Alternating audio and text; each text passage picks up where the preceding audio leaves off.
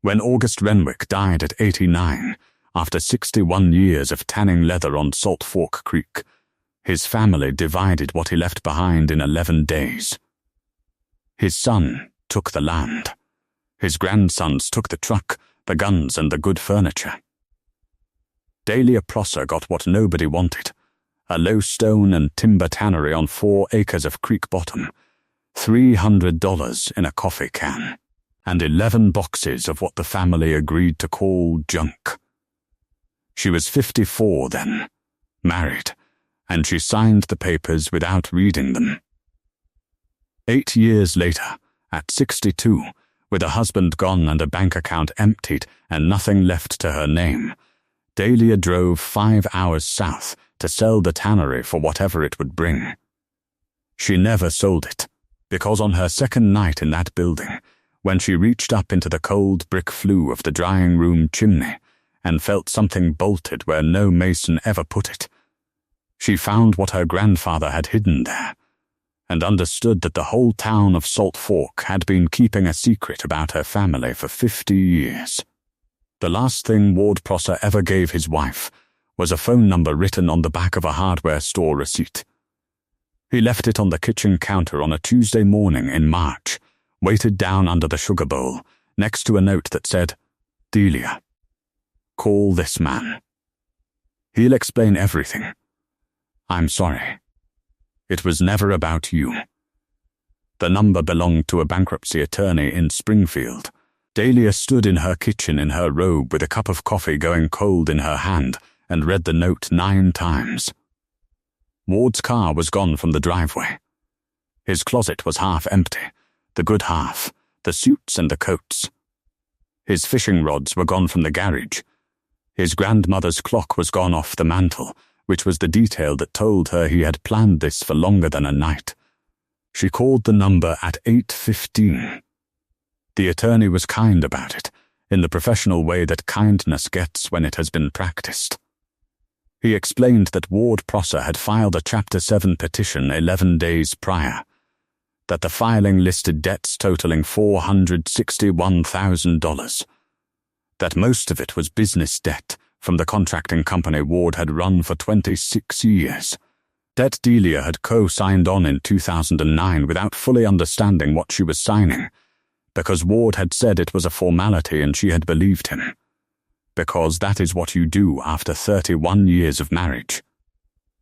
"Ma'am," the attorney said, "I have to be straight with you. Because the debts are joint, and because your husband's filing doesn't discharge your obligation, the creditors are going to come to you. How much of it?" "Most of it." She sat down on the kitchen floor. She was 62 years old, and she sat down on the floor of her own kitchen because her legs would not hold her. The rest of that spring was paperwork. She learned words she had never needed. Deficiency judgment. Garnishment. Non-exempt asset. She learned that the house on Overlook Drive, the house she had painted every room of twice, had been refinanced in 2018 to cover a payroll shortfall, and that the equity she believed was there had never been there at all. She learned that the joint savings account had been drawn down to $411 across 19 withdrawals over 14 months, and that every one of those withdrawals had been made in person, at a branch, by a man who came home each night and ate dinner and asked how her day had gone. She learned that her name was on all of it. She sold what she could. The dining room set went for $600. Her mother's china went for $240. The car she kept, because the attorney said she could, and because without it she had no way to get anywhere at all. In August, the house sold in a short sale to a young couple who seemed nice and who asked her, on the walkthrough, whether the basement flooded. She told them the truth, which was that it flooded once in 2011, and Ward had regraded the yard, and it had never flooded since. She thought about how much of her life had been standing in rooms, telling people the truth about things Ward had done. She moved into a one-bedroom apartment above a laundromat in Bolivar, with a hot plate and a window unit. She was there 4 months. Then the letter came about the tannery. It came from the Renwick County Collector's Office, forwarded twice, and it informed her that the property at 1140 Salt Fork Road, 4 acres with structure, currently deeded to Dahlia Renwick Prosser, was delinquent on real property taxes in the amount of $2,916 and change, and that the property had been offered at the annual delinquent tax sale. Dahlia read it twice before she understood. She had forgotten she owned it. That was the shameful truth, and she made herself sit with it. 8 years earlier, when Gus died, the family had gathered at the funeral home in Salt Fork and settled his estate over coffee and ham sandwiches like it was a card game. Her father Truett had taken the 60 acres of ridgeland, which was the only piece anybody actually wanted. Her cousins had taken the truck and the tools and the deer rifles. Somebody had asked what to do with the tannery, and there had been a silence, and her aunt had said, "Well, Dahlia's always been the sentimental one." And Dahlia, 54 and married and living 5 hours north in a house with a regraded yard, had said, "Sure, I'll take it." She had driven down once, the following spring, walked the building for 20 minutes, locked the door, told Ward it was a teardown, and Ward had agreed, and said the taxes on it were pocket change and not worth the drive, and she had never gone back. Now she was 62, and there was nothing left of her old life except a car, a hot plate, and 4 acres of creek bottom in a county she hadn't lived in since she was 19. She called the collector's office on a Monday. A woman named Faye Denbo answered and was patient with her. The property went to the tax sale in August. Faye said it was purchased. "But you're inside your redemption period, hun. In Missouri, you've got a year to redeem. You pay the taxes owed plus the purchaser's interest, and the property stays yours." "How much?" Faye put her on hold. Papers moved. She came back. $6,847.19. Through the end of this month. It goes up after that. Dahlia had $1,100 in the world, and if I don't pay it, then the purchaser can apply for a collector's deed after the redemption period expires. That'd be next August. Faye's voice softened. "Ma'am, you're Gus Renwick's granddaughter?" Dahlia paused. "I am." There was a long silence on the line. "Well," Faye said, and something in her voice changed entirely. "You come on down here. You come on down." Dahlia loaded the car on a Thursday. Everything she owned fit in the back seat and the trunk, which she noted without letting herself feel it. A duffel bag of clothes. A box of photographs. Her mother's rolling pin, which had survived the sale because nobody had wanted it. A cooler. 2 blankets. She left the hot plate for the next tenant. She drove south out of Bolivar at 7 in the morning, down through Buffalo and past Bennett Spring, into the country where the highways start bending, because the land stops letting them go straight. Oak and hickory closed in over the road. Limestone bluffs stood up out of the hillsides, grey and wet, dripping where the seeps ran. The dogwoods were done blooming, but the redbuds were still going in the shaded draws, purple-pink against the new green. She had spent every summer of her childhood down here. Her mother would drop her at Gus and Ada's the 2nd week of June and collect her the last week of August. She had learned to swim in Salt Fork Creek.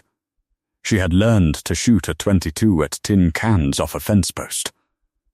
She had learned, though she had almost entirely forgotten it, to skive a piece of leather down to an even thickness with a knife her grandfather had ground himself. The turnoff for Salt Fork Road was unmarked, except by a bent green sign with a bullet hole through the K. She took it. Chert gravel popped under the tires. The road ran down along the creek for 2 miles, past 3 houses and a shuttered church with a hand-lettered sign, past a low water crossing where the creek ran over the concrete slab in a thin brown sheet. And then the trees opened, and there it was. The Renwick Tannery sat on the flat inside the creek's bend, a long, low building of native stone to the waist and rough sawn oak timber above, with a shake roof gone black and green with moss. 60 feet by 30. A shed roof extension on the north side over the old pit yard, a stone chimney at the east end, tall and square and perfectly plumb, standing up out of the ridgeline like it had been built by someone who intended it to outlast every other thing on the property. Behind the building, the beam racks were still standing, rows of oak posts and crossbeams where the hides had hung to drain, grey as bone now, going soft at the base. The creek ran along the far edge, 20 yards off, low and clear over its gravel bed. Dahlia parked in the grass and got out and stood there a long while with the car door open, listening to the water. The key was on the ring she'd carried for 8 years, without once using it. The front door was oak, 4 inches thick, hung on hand-forged strap hinges her grandfather had bought off a farm sale in 1958. The lock resisted, then gave with a gritty turn that she felt in her wrist. She pushed the door open. The smell came out at her all at once, and it stopped her where she stood. Oak bark and lime and old wet stone. Tannin, which smells like strong tea and wet leaves, and something mineral under it. Neatsfoot oil. Wood smoke soaked into the timbers over 60 years. It was not a pleasant smell exactly, it was too complicated to be pleasant. But it went into her like a hand going into a glove. And she was 9 years old. And it was July, and her grandfather was somewhere in that dark saying, "Shut the door, girl. You're letting the light on my hides." She stood in the doorway with her hand over her mouth for a while. Then she went in. The main floor was one long room, packed earth at the west end where the pit yard opened, plank flooring at the east end where the finishing bench ran.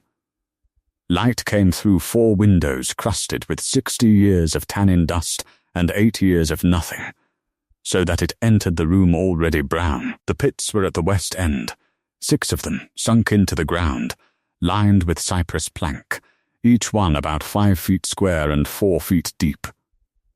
5 were empty and dry.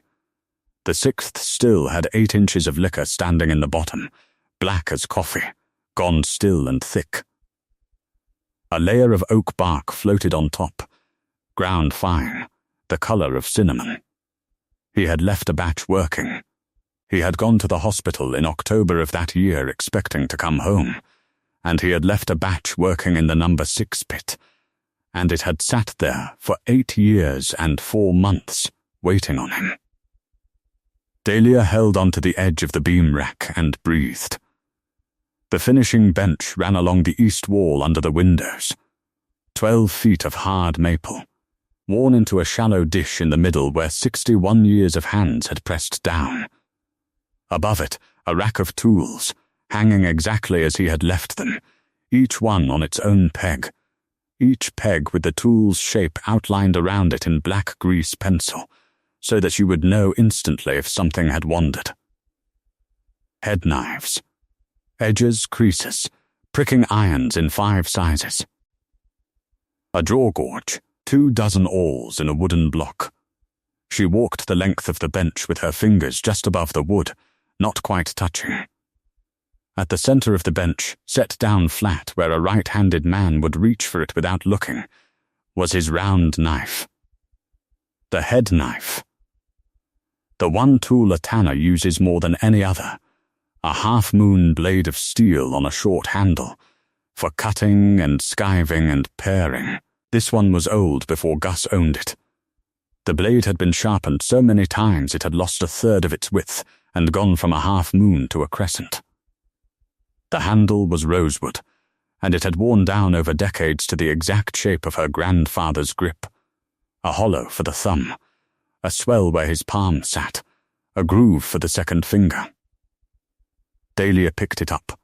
Her hand did not fit it, Her hand was smaller and the hollow was in the wrong place, and holding it felt like holding somebody else's hand in the dark. She set it down where it had been. Beside the knife, on the corner of the bench, stood a quart mason jar half full of dark liquid. The lid was rusted on. A strip of masking tape ran down the side, and on the tape, in her grandfather's small square handwriting, in pencil, White Oak, Hoyle Ridge, cut 912. Tested 14 bark. Good year. She turned the jar in the light. The liquid inside was the color of black tea, and 40 years of settling had put a fine layer of silt on the bottom. And by the door, on the packed earth, set neatly side by side the way a man sets down shoes he intends to put on again in the morning, was a pair of boots. Dahlia knelt down. They were his own work. She could tell without knowing much, because they were made the way a man makes a thing for himself when nobody is going to see it, beautifully in the places that mattered, and not at all in the places that didn't. Russet leather gone almost black at the toes. Hand-stitched welt, the stitches so even they looked machined until you got close. The soles had been replaced at least 4 times. She could see the layered evidence of it at the heel. The left boot had a patch let into the side where the leather had finally split, and the patch had been skived so fine at the edges that it lay almost flush. He had made these boots and worn them out and repaired them, and worn them out again over what must have been 40 years. She sat down on the floor beside them in her good coat, on the packed earth of her grandfather's tannery, and she put her face in her hands and she cried for the first time since March. Not for Ward, not for the house or the money or the 31 years.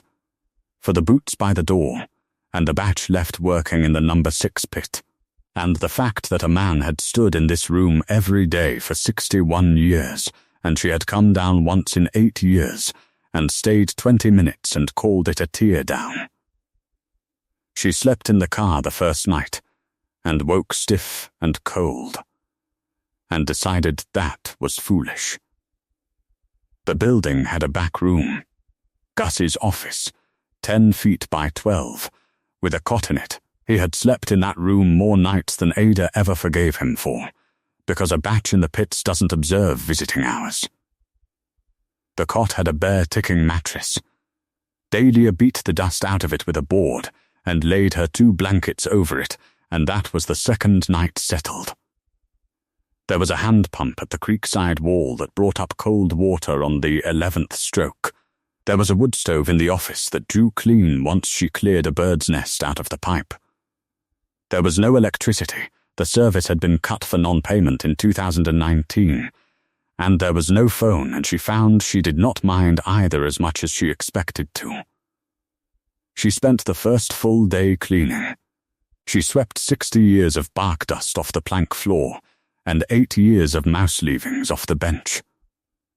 She washed the windows with vinegar and newspaper, and the room got a shade lighter with every pane. She hauled the ruined liquor out of the number 6 pit a bucket at a time, and poured it out on the gravel bar where it wouldn't foul the creek, and when the pit was empty she got down in it and scrubbed the cypress with a stiff brush, and the wood came up the color of dark honey. Sound and tight, not a rotten board in it. Cypress will hold water for a century if you let it. Gus had told her that when she was 10. She had not thought of it once in 52 years, and it came back to her whole, in his voice, while she was standing in the pit with a brush in her hand. That was how most of it came back, not as memory, as instruction. That evening, with the light going amber through the clean windows, she went into the drying room. The drying room was the east end, past the finishing bench, where the chimney was. Gus had built it as a slow, dry room, a stone chimney with a small firebox, meant to hold a low fire that would keep the room barely warm and moving air for weeks at a time, while the leather came down off the beams. Not heat, just motion. He used to say leather dried fast is leather ruined. The firebox was cold and full of ash.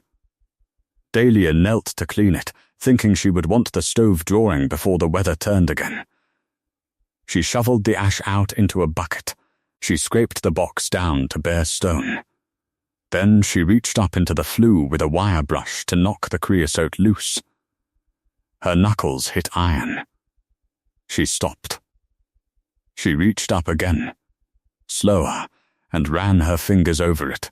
There was a shelf in the flue, a plate of iron, bolted through the brick on both sides, set about 18 inches above the firebox and offset to the back so that smoke would pass around it. Not a damper. A damper swivels. This did not move. And on it, sitting on the iron plate inside a chimney where no fire had ever been built hot enough to reach, was a box. Dahlia's arms were shaking by the time she worked it free.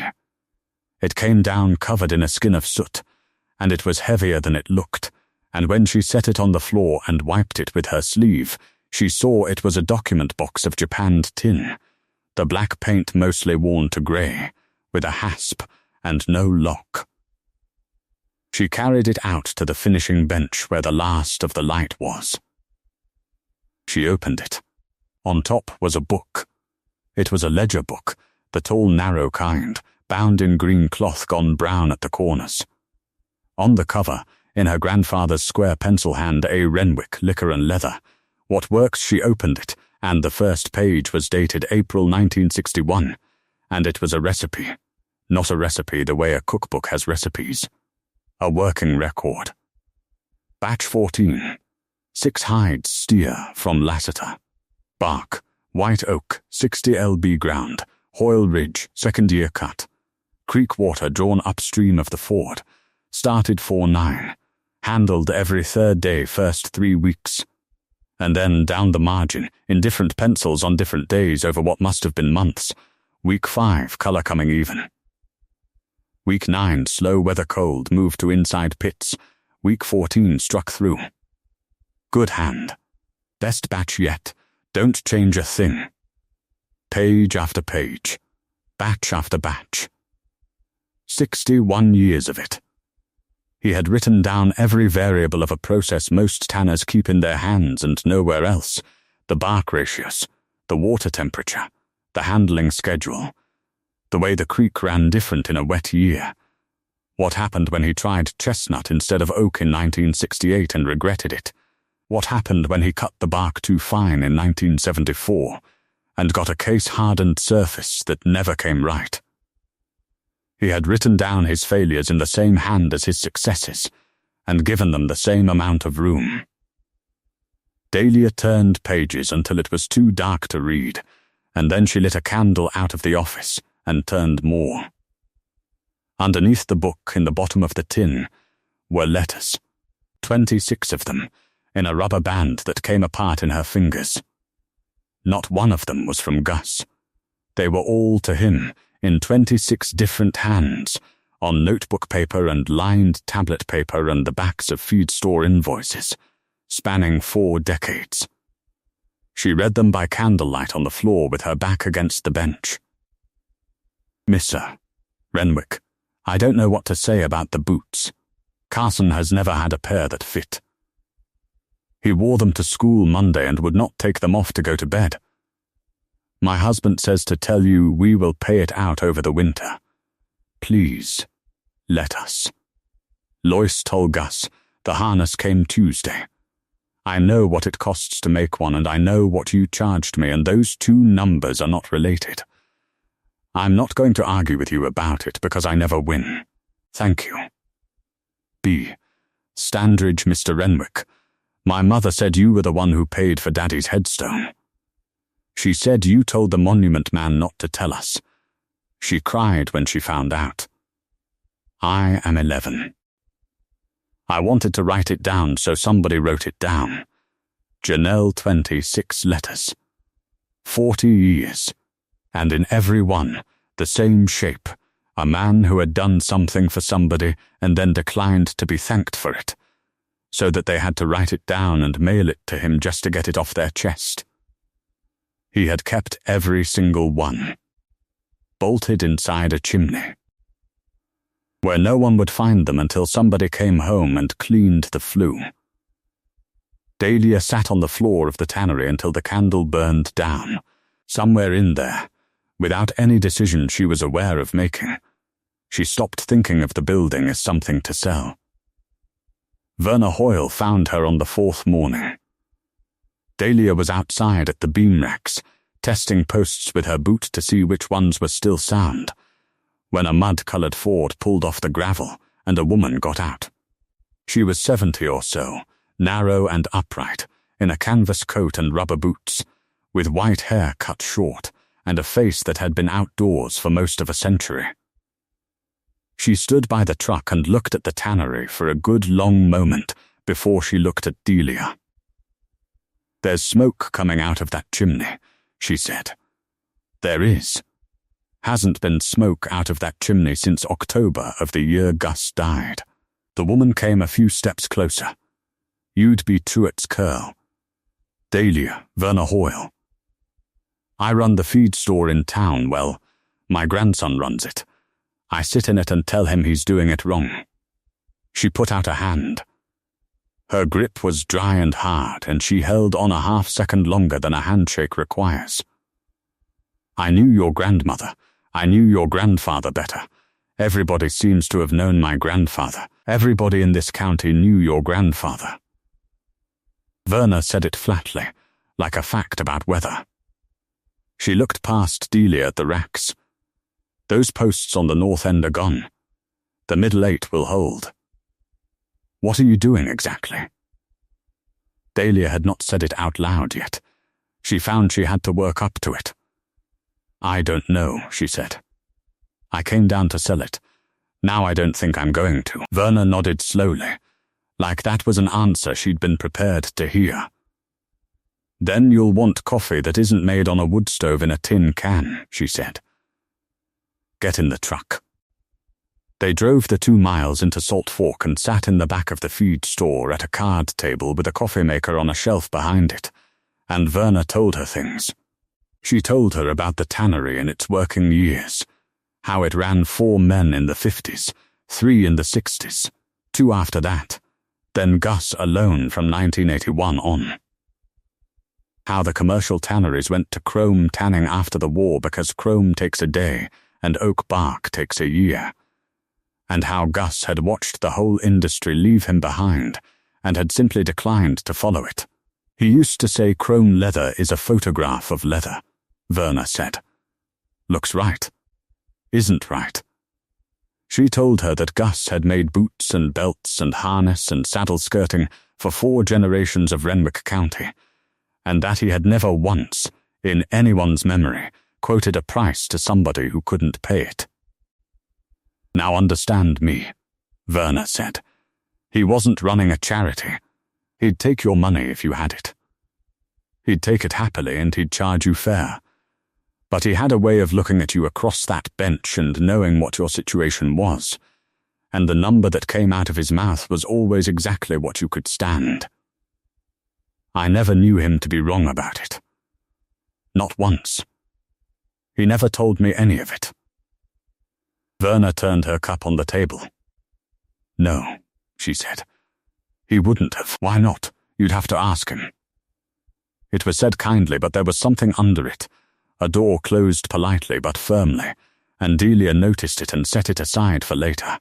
Verna drove her home and, the next morning, came back with 2 sawhorses, a circular saw and a grandson named Pike, who did not say more than 9 words all day, but who cut and set 6 new oak posts in the beam racks before 4 o'clock. That was how it started. By the end of that first week, 4 different people had come down Salt Fork Road and left something at the tannery. A man named Bo Standridge left a cord of split oak stacked along the south wall without knocking.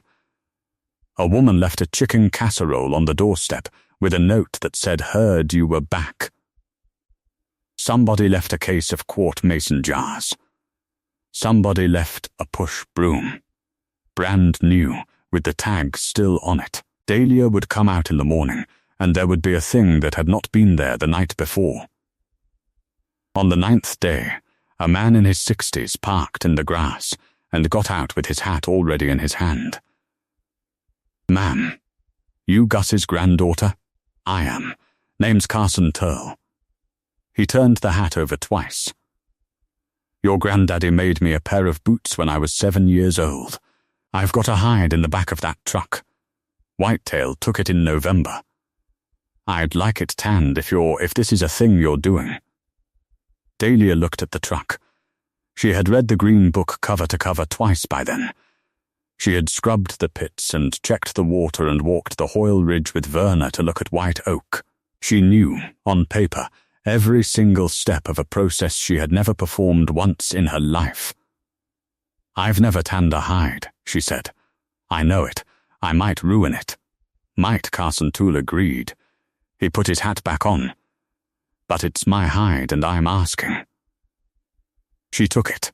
She took 3 more that month, from 3 more men who showed up with the same hat in the same hand. And in the last week of April, working from the green book with the pages held open under a rock, she started her first batch. She got it wrong. She got it wrong in the way that only shows itself 6 weeks later, which is the cruelest kind of wrong. She had ground the bark too fine. The book warned about it in 1974 in a paragraph she had read and understood, and then not properly weighted, and the liquor had struck the outside of the hides too fast and sealed them, so that the tannin never reached the center. When she brought them up in June and cut a test strip, the cross-section showed it plain as a photograph, dark on both faces, a pale stripe of raw hide running down the middle like an unbaked cake. 4 hides. Case hardened, ruined. Dahlia sat down on the edge of the number 6 pit with the test strip in her hand and stayed there for a long time. It was not the leather. She could stand losing the leather. It was that 4 men had come down that road with their hats in their hands and given her something on the strength of a name she hadn't earned, and she had turned it into garbage. She drove into town that evening and stood in the feed store and told Carson Tull what she had done. He listened to the whole thing without interrupting. "Well," he said, "was it the fine grind?" She stopped. "How do you know about the fine grind?" "Because Gus done the same thing." Carson leaned back against the counter. 74. Ruined a stack of hides for my daddy and 3 other men. He come and told every one of us to our face, same as you just done. He shrugged. "That's how come it's in the book, ain't it?" Dahlia stood in the middle of the feed store and could not say anything at all. "Bring me another one in the fall," Carson said. "I'll shoot another deer. God knows there's enough of 'em." She went home and opened the green book to the 1974 pages and read them for the 5th time, and this time she read them as what they actually were, not instructions, but a man 48 years dead reaching forward to catch her. She wrote under his entry, in her own hand in pencil, the first thing she ever added to that book. -1, T, RP, same error. Grind coarser. He was right. 6/18 the rest of that summer, the tannery came back. Pike Oil rewired the building for a generator and in July for actual service, when the co-op ran a new line down Salt Fork Road, because 11 households signed a petition asking them to. Bo Standridge rebuilt the shed roof over the pit yard in 4 days and refused payment so aggressively that Delia stopped offering. A woman named Janelle Frawley, who turned out to be the 11-year-old from the letter, now 53 and running an insurance office in Mountain Grove, came down on a Saturday and put the Tannery's books on a laptop and set up a business account and would not take a dime. Dahlia started her second batch the 2nd week of July. Coarse grind, creek water drawn upstream of the ford, the way the book said. Handled every 3rd day. She started sleeping better than she had in a year. She started without meaning to saying we when she talked about the tannery in town. In August, the second batch came out of the pits, and she brought the hides up onto the beams to drain, and when they were ready she took the round knife off the bench, the crescent-worn one, her grandfather's, and cut a test strip. The cross-section was even the whole way through, dark all the way, not a stripe in it. She stood in the doorway of the drying room, holding a piece of leather the size of a playing card, and she laughed out loud in an empty building. Then she made a pair of boots. They were not good boots. The stitching wandered. The heel was a half-inch too far forward. But they were hers, cut and lasted and sewn with her own hands from leather she had made herself out of bark she had cut off a ridge 2 miles away. She set them on the earth by the door, next to Gus's, and looked at the 2 pairs sitting side by side, and it seemed to her that the building had been waiting 8 years for exactly that, and had finally got it. Take a minute here, because everything that happened next started with an envelope, and the envelope changed what this whole story turns out to be about. If you're still with me, subscribe. Let's finish Delia's story together. The envelope came on the 4th of September. Certified mail, which meant she had to drive to the post office in town and sign for it, which meant that by 2 o'clock that afternoon, most of Salt Fork knew Delia Renwick had signed for something from a law office in Jefferson City. She opened it standing at her own bench with the light coming brown through the windows. It was a notice of intent to apply for a collector's deed. The delinquent tax certificate on the property at 1140 Salt Fork Road had been purchased at the August tax sale by an entity called Kessler Land Holdings ELC. The redemption period would expire on the 12th of August the following year. The notice advised that if the property was not redeemed in full, taxes, penalties, interest, and the purchaser's costs, the purchaser intended to apply for a collector's deed conveying full title. The redemption amount, as of the date of the notice, was $7,290.88. Delia read it 3 times. Then she sat down on the stool at the finishing bench and put both hands flat on the maple. She had $400 in the business account Janelle had set up. She had a used truck she had bought in July for $1,100. She had 6 hides in the pits that would be worth something in the spring and worth nothing at all before then. She had 11 months to find $7,290.88. She drove to the feed store because she did not know where else to go. Verna read the notice with her glasses down her nose and her mouth getting flatter line by line. "Kessler," she said. "You know it.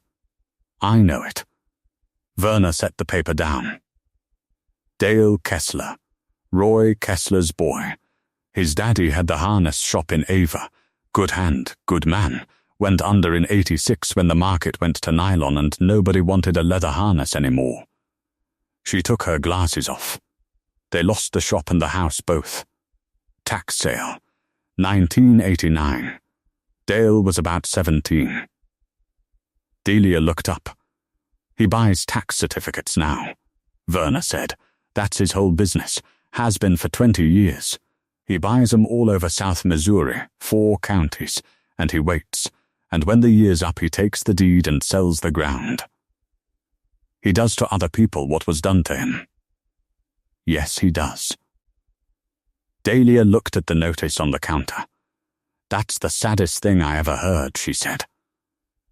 Verna gave her a long look. "That may be. It don't make him less dangerous. Dale Kessler came out to the tannery himself 11 days later. He drove a clean grey pickup with a magnetic sign on the door. He was 53 or so, heavy-set, in a pressed shirt with the sleeves rolled twice. He parked and got out and stood in the grass and looked at the building for a long assessing minute before he came over, and Delia recognized the look, because she had seen Ward look at properties exactly that way. "Mrs. Prosser, Renwick," she said. "I went back to it. Miss Renwick, then." He put out a hand and she shook it. "Dale Kessler."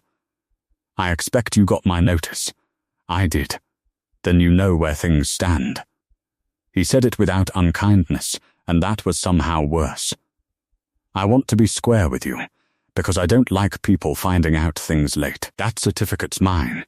Come August 12th, if it's not redeemed, I file for the deed and this property's mine, and I'll sell the 4 acres to whoever wants creek frontage. He glanced at the building. I'd take the structure down. I want you to hear that from me and not from somebody else. You'd tear it down. Ma'am, that building's 101 years old and it hasn't got a foundation under the north wall. Nobody's buying that. It's a tannery. It doesn't need a foundation under the north wall. It needs the pits level, and they're level. Something flickered across his face. Surprise, maybe, that she knew the difference. You're running it, he said. I am. On what? On 6 hides and a book. He almost smiled. He caught it and put it away. Miss Renwick, he said, I'll be honest with you. I've bought 200 and some certificates. Most people never redeem. They come out and tell me about their grandmother or their daddy or the tree their kids planted, and I'm sorry for every one of them, and none of it changes the arithmetic. He tapped the roof of his truck twice with his knuckles. $7,290.88, and it goes up every month. That's the whole of it. That's all this is. Is it? Delia said. He stopped. Mr. Kessler, I know about your father's shop. The change in him was not dramatic. It was worse than dramatic. It was a door closing behind his eyes so smoothly that she understood it had been closed and reopened 10,000 times. Then you know, he said, that arithmetic doesn't care who your granddaddy was. That's the one thing about it I ever appreciated. He got in the truck and drove out. Delia stood in the yard until the dust settled on the gravel. She found the second compartment in October, and she found it because of Gus's boots. She had been carrying the pair of them around the building for weeks, moving them from the door to the bench and back, the way you move a thing you can't put away and can't use. And on a cold morning she set them down at the base of the number 6 pit while she worked and noticed, when she picked them up again, that the flagstone under them rocked. Every other flagstone in the pit yard was set solid in a bed of creek sand. This one, the one at the head of the number 6 pit, the one a man would stand on 10,000 times while handling hides, rocked a 1/4 inch under the weight of a pair of boots. She got a pry bar. The stone came up. Under it was a bed of sand, and under the sand, 18 inches down, was a lead-lined wooden box with a slate lid. It took her 40 minutes to work it out of the ground. Her hands were shaking and cut in 2 places by the time she had it up on the bench. Inside, dry as the day it went in, were 5 things. The first was a steel stamp, a maker's mark, a die about the size of a nickel on a 2-inch steel shank, and when she pressed it into a scrap and struck it with a mallet, it left an oak leaf with the letters AR worked into the veins. The second was a certificate, folded in thirds, issued by the state of Missouri in 1961, registering that mark to August Renwick, Salt Fork, Renwick County. The third was a bundle of correspondence, 61 letters, the most recent dated 11 months before Gus died, from buyers. A saddle maker in Sheridan, Wyoming, a boot shop in Austin, a harness works in Lancaster County, Pennsylvania, a conservator at a museum in St. Louis, who wrote every 18 months to ask respectfully whether Mr. Renwick had any oak bark skirting available, because there were 4 people left in the country doing what he did, and he was the only one within 900 miles. The fourth was a savings passbook from Renwick County Bank, opened in 1974 and last updated in 2016.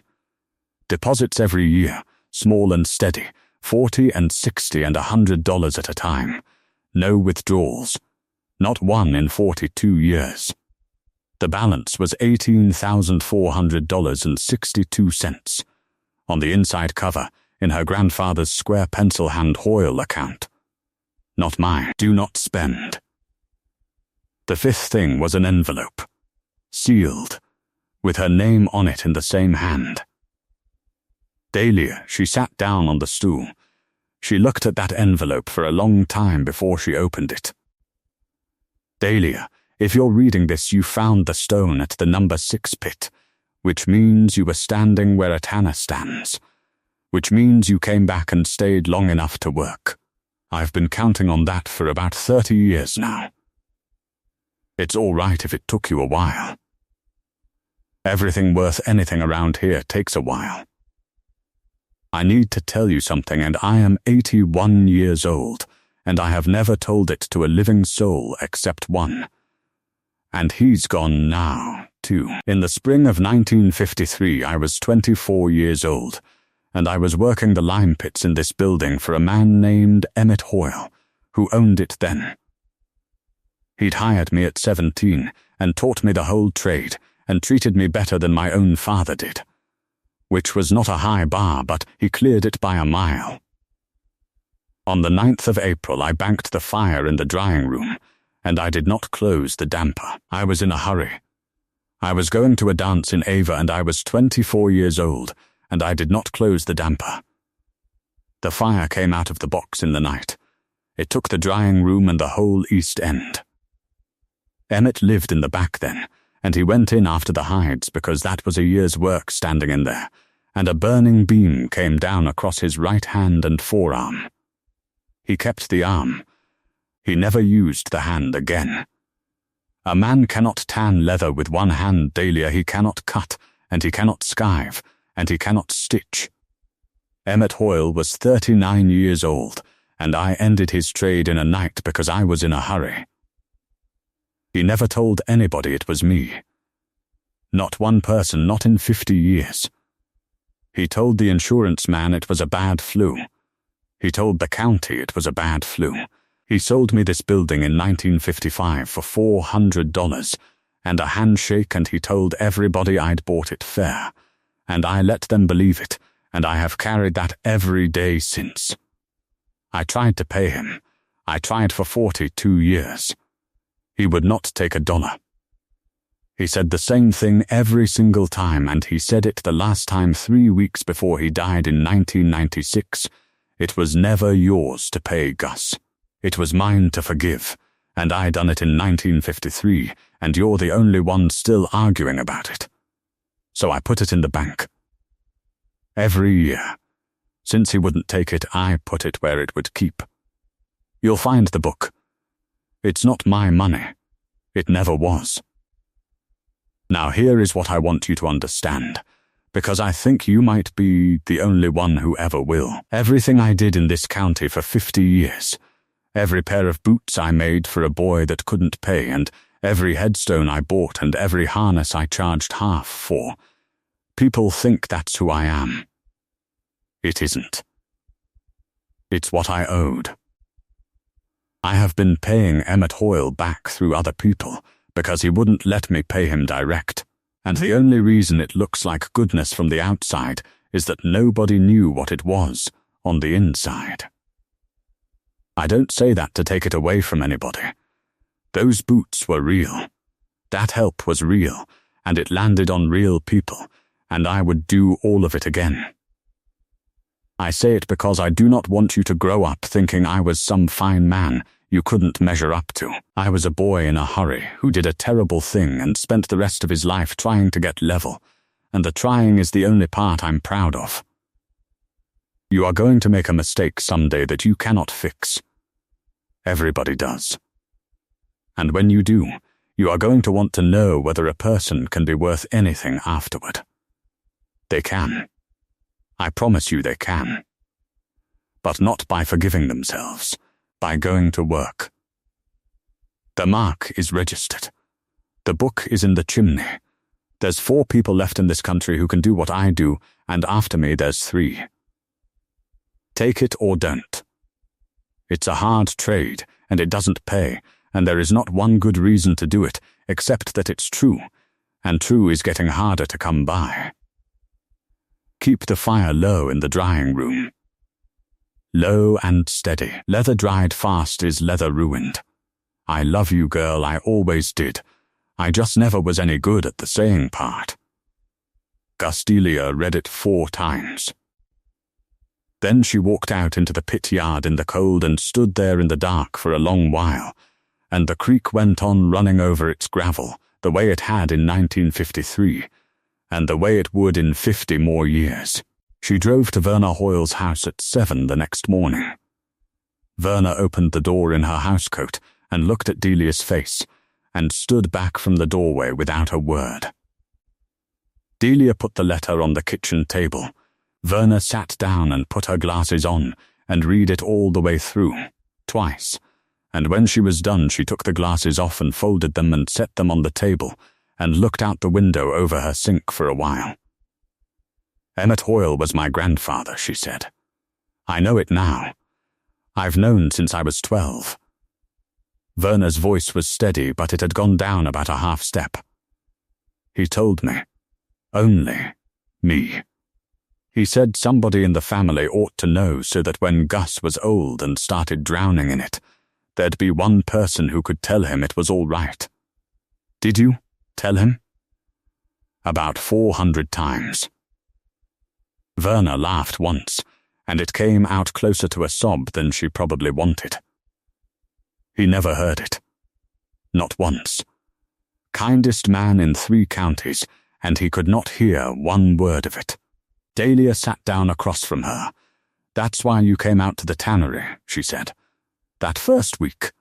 That's why you've been out there every week since. My grandfather asked me to keep an eye on the Renwicks about a year before he died, Verna said. I was 19. I've been doing it for 51 years. It's the only chore I ever got that never come to an end. She wiped her face with the heel of her hand, briskly, annoyed at herself. So no, honey, I did not come out there because I'm a nice old woman. You came out because he asked you. I came out because he asked me. And then I stayed because I liked you. Verna picked her glasses back up. Now there's a savings book in that box. $18,400. He wrote not mine on the front of it.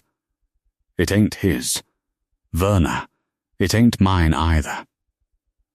Verna said it flat and hard.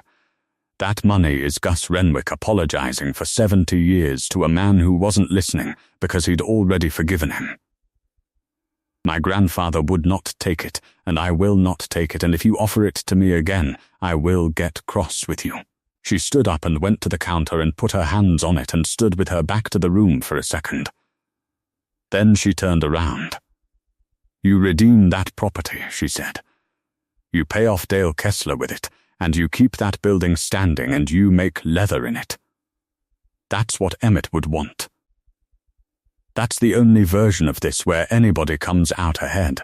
Delia looked at the letter on the table. That's not enough, she said slowly. Redeeming it isn't enough. He'll be back. Next year, or the year after, first time I miss a payment, he'll buy the certificate again. Then don't miss a payment. Verna, I make leather that takes 14 months. There will be years I miss a payment. Delia pressed her fingers against the table. I don't want to win this once. I want it done. Verna looked at her for a moment. Then she sat back down. Then you need Adele Frawley, she said. Janelle's mother. Legal aid in Springfield for 31 years, retired in 19. She reached for the phone on the wall, and I'd guess you ought to know that Adele's mother had a headstone bought for her in 1971 by a man who told the monument company not to say who. Adele Frawley was 74 and drove down from Springfield in a Buick with a banker's box on the passenger seat. She spent 2 full days in Gus's office with the tax records, the collector's file, and the notice from Kessler Land Holdings, and she came out on the second evening with a legal pad and a particular expression. 2 things, she said. Dahlia poured her coffee. First, the easy one. You can redeem. Right now, today, $7,411 and change with this month's interest. You've got the funds. You walk into Faye Denbo's office. You pay. The certificate is extinguished. And Mr. Kessler gets his money back plus his interest and goes away. That ends the immediate problem. And the second thing? Adele set the legal pad down. The second thing is that the sale was defective, and I don't think Mr. Kessler cares to know it. Dahlia sat down. Missouri statute requires the collector to give notice of the tax sale to the owner of record at their last known address. Adele said, certified mail. Now, your property has been on the delinquent rolls 3 years running. The county sent notice all 3 years. She turned the pad around. To August Renwick at 1140 Salt Fork Road. A man who has been dead since 2016 at a building with no mailbox and no occupant. Dahlia looked at the photocopies. 3 green certified mail cards, each one stamped with the same 3 words. Return to sender. They came back, Adele said. All 3 years.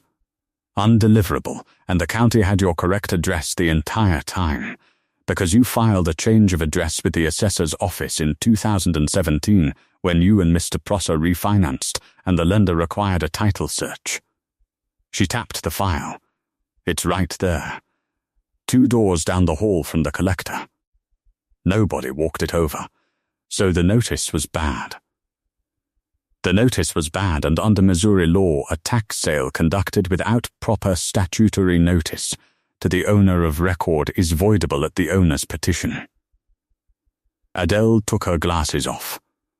Dahlia, I want to be careful with you here, because I've watched a lot of people get their hopes up in front of me. Voiding the sale is a real remedy, but it's a lawsuit.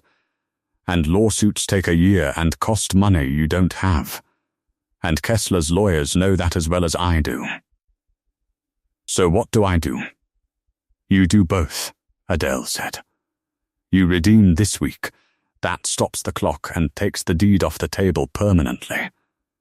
And then you and I go to the county commission with the notice defect, not as a lawsuit, but as an administrative problem the county created and needs to fix. Fix how? Adele smiled for the first time in 2 days.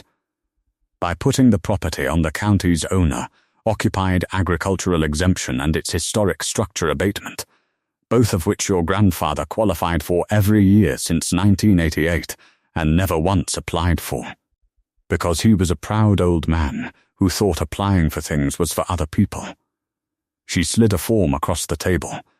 Your annual tax bill on this place is $940. It should be $211. It's been wrong for 38 years, and the county's the one that got it wrong. Dahlia stared at the form. That's how it's done, she said. That's how it's done. The hearing before the Renwick County Commission was set for the 14th of November, in a room at the courthouse in Ava that held about 60 people. 130 came. Dahlia had not asked anyone to come. She had told Verna, and Verna had told the feed store, and the feed store had told Salt Fork, and that was the entire chain of communication required. They stood along the walls. They stood in the hallway with the door propped open. Carson Tull was there. Bo Standridge was there in a jacket Dahlia had never seen him wear. Janelle Frawley was there with a laptop. Pike Hoyle stood in the back, with his cap in his hands, and Dahlia understood, watching him, that he had known who his great-grandfather was his entire life, and had never once mentioned it while setting 6 oak posts in her beam racks. Dale Kessler sat in the second row with one attorney. Adele Frawley presented for 11 minutes. She was not dramatic. She laid out the certified mail records. 3 years of them, all returned. She laid out the assessor's file with Dahlia's correct address, date stamped 2017. She laid out the exemption statutes and the 38 years of over-assessment. Faye Denbo, from the collector's office, testified for 4 minutes and did not defend her office once. She said the notices had gone to the name on the deed because that was the practice, and that the practice was wrong, and that she had checked 91 other parcels in the last 2 weeks and found 11 with the same defect. The room made a sound at that. Then Verna Hoyle asked to be heard. She came up to the front slowly and put both hands on the rail and did not use notes. "I want to say something about the building," she said, "because everybody here is talking about a parcel number, and I'd like the record to show what's actually on it." She looked out at the room. That tannery has been standing on Salt Fork Creek for 101 years. My grandfather Emmett Hoyle built the east end of it in 1924 with his own hands. He sold it to August Renwick in 1955, and Gus ran it by himself for the last 35 years of his life, and there are 300 and some people in this county wearing something out of that building, or riding on something out of that building right now. Today, she paused.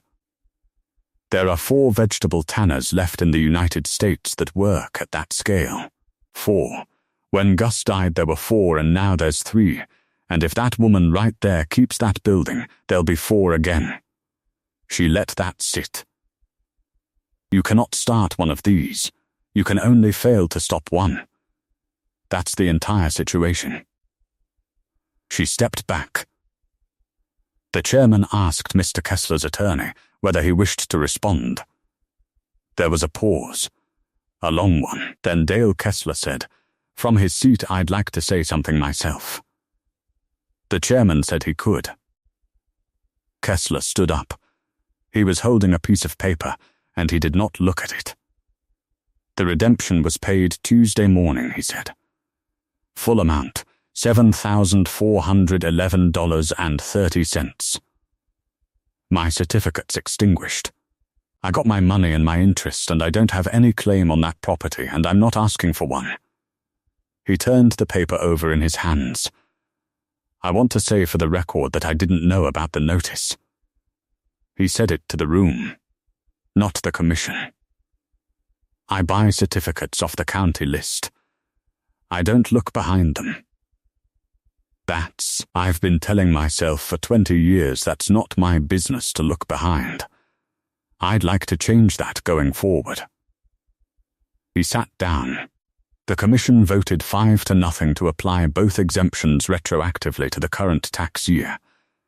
To review the 11 defective parcels Faye Denbo had identified, and to change the collector's notice procedure to require an assessor's file cross-check before any parcel goes to sale. It took 4 minutes. Afterward, in the courthouse parking lot, with the light going flat and orange over the hills, Dale Kessler was standing by his truck when Delia came out. She walked over. "Miss Kessler, Miss Renwick."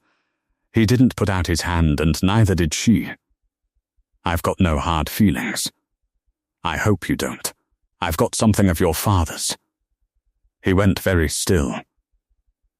"Roy Kessler's harness shop went to auction in March of 1989, Delia said. "My grandfather drove to Ava and bought the whole tool lot for $280, so it wouldn't get scattered across 4 states. It's been in a crate in my back room for 36 years. She held out a slip of paper with the inventory on it, in Gus's square pencil hand. 9 head knives, a stitching horse, 2 dozen pricking irons, a draw gauge with your father's initials filed into the shank." Kessler took the paper. He looked at it for a long time, and his jaw worked, and he did not say anything at all. "He wrote a note in the crate," Delia said. "It says, 'Hold for Roy or his boy. Do not sell.' It's been sitting in a building you were fixing to tear down." Dale Kessler put his hand over his mouth and turned partly away, toward the truck, and stood like that. "Come get them," Delia said. "Any day." The coffee's on. Micah Tull came down Salt Fork Road on the 2nd of December. He was 19, Carson's nephew, and he showed up on a bicycle in 28-degree weather with his hands jammed in his sleeves, and he stood in the doorway of the tannery and asked if there was any work. There wasn't. Dahlia had $400 in the account and 6 hides in the pits, and a tax bill she could now actually pay. "What are you doing for money right now?" she asked. "Nothing. Where are you staying?" He looked at the floor. "Uncle Carson's, mostly. Some nights not." He shrugged, and the shrug was so carefully casual that it told her everything. "It's fine. I'm not asking about that. I'm asking about work." Dahlia looked at him for a moment. Then she looked at the beam racks through the open door and the 6 hides working in the pits, and the office in back with a cot in it that had a bare ticking mattress the first night she slept on it too. "There's a room in back," she said. "It's got a stove and a cot, and it's about 50 degrees on a good night. It's yours if you want it." "Ma'am, I can't. I didn't ask if you could. I said it's yours." She picked up a bucket. "Work starts at 6. It's cold and it stinks, and it doesn't pay anything yet. You'll learn to grind bark first, and if you can grind bark right for 4 months, I'll teach you to handle a pit." Micah stood there. "Why?" he said.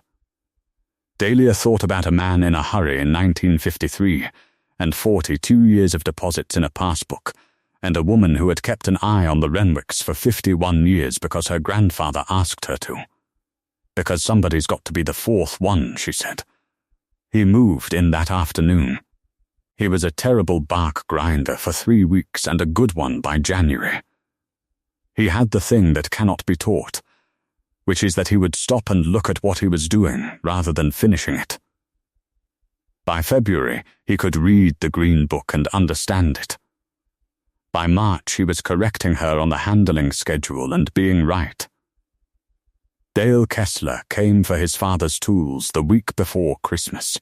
He backed a trailer down to the door and he and Micah carried the crate out together, and then he stood at the finishing bench for an hour and a half while Dahlia showed him the pits and the racks and the mark, and he asked 11 good questions.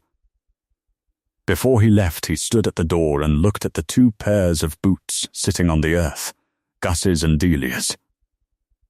"My daddy made boots," he said. "I know it. I never learned."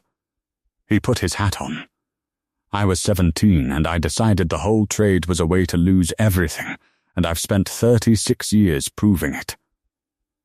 Dahlia let that stand for a second. "Come down in the spring," she said. "I'll be pulling the November batch. It's a 2-person job and Micah's got school on Tuesdays." Kessler looked at her. "All right," he said.